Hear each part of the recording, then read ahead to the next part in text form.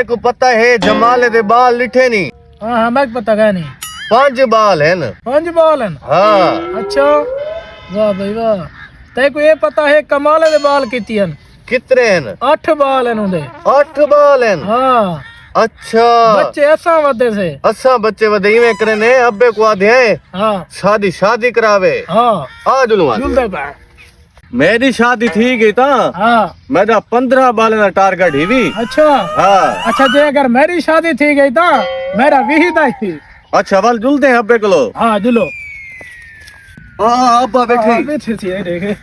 अब्बा जी पुत्रो आज किवें अब्बे दी याद आ गई है? अब्बा ऐसा को तेरी याद है ये पहली दफा थोड़ी मिलते पे हैं तेरे नाल। अच्छा हुक्म करो क्या काम है ताकू पुत्रो दसो तो सही। अब्बा तेको पता है जमाले दे कितनी बाल हैं? उनके तो 5 बाल है ना। अब तक पता है कमाले दे बाल कितने हैं ना? उनके तो 8 बाल है ना। तू सारी शादी करवा। पुत्र थाकू कोई रिश्ता कोई नहीं देना किवें शादी करवावा? अब्बा तय सारी शादी ना करवाई असा जमाले ते कमाले दा रन्ना भजा के निकल बे। निकल कुत्ते रे मुझे मेरी इज्जत खराब करना चाह रहे।